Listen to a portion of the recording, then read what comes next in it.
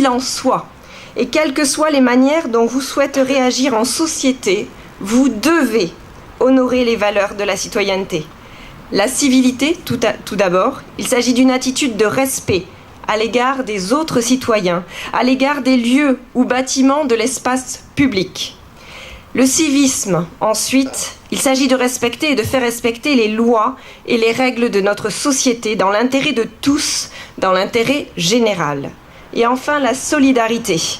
Elle permet à notre société de ne pas être une juxtaposition d'individus, mais d'ancrer la société dans un projet commun.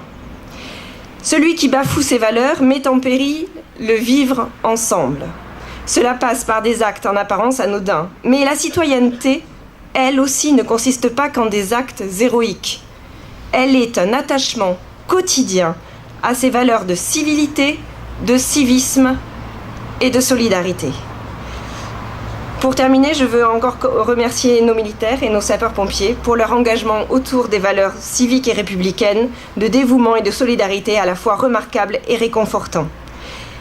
Et je ne peux que vous inciter à suivre leur exemple et en tout état de cause à respecter et à soutenir au quotidien leur action. L'armée de l'air recrute 3000 jeunes chaque année, âgés de 17 ans jusqu'à 30 ans, au niveau 3e jusqu'à Bac plus 5. Dans différents domaines, donc on peut être aussi bien pilote que mécanicien avion, informaticien, plus les métiers aussi des ressources humaines, ou alors des métiers très spécialisés comme moniteur de sport, ou on a également des fauconniers. Ce qui est très important, c'est d'arriver à trouver un métier qui vous correspond et qui correspond un petit peu à ce qui vous passionne dans la vie. Voilà, si vous êtes quelqu'un qui est plus attiré par le terrain, on partira peut-être plus sur des métiers comme fusil et commando, des métiers qui vont vous permettre d'évoluer plus à l'extérieur. Si vous êtes quelqu'un de beaucoup plus domaine technique, on partira plus sur de la mécanique. Ce qui est important, c'est de trouver un domaine d'activité dans lequel vous allez vous sentir épanoui. Il y a énormément de postes à pourvoir chaque année et l'avantage, c'est que c'est un métier dans lequel vous allez pouvoir évoluer. L'armée va vous former, formation militaire dans un premier temps, formation professionnelle ensuite, et donc avec une réelle possibilité de progresser ensuite en interne. Vous allez vraiment acquérir un métier et au cours de votre carrière, vous allez continuellement être en formation. On peut rentrer donc volontaire à l'âge de 16 ans en caserne.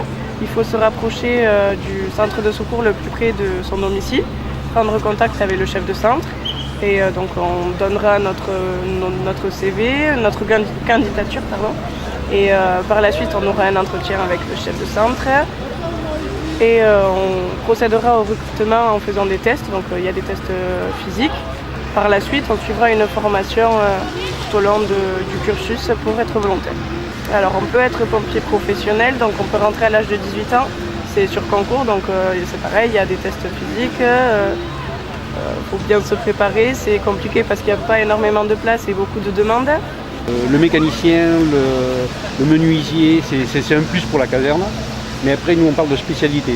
C'est-à-dire qu'on peut avoir une spécialité de risque chimique, une spécialité secours en montagne, spécialité risque technologique, spécialité secours en mer, secours en eau vive. En fait, c'est toutes les spécialités que nous avons dans le département des Pyrénées-Atlantiques.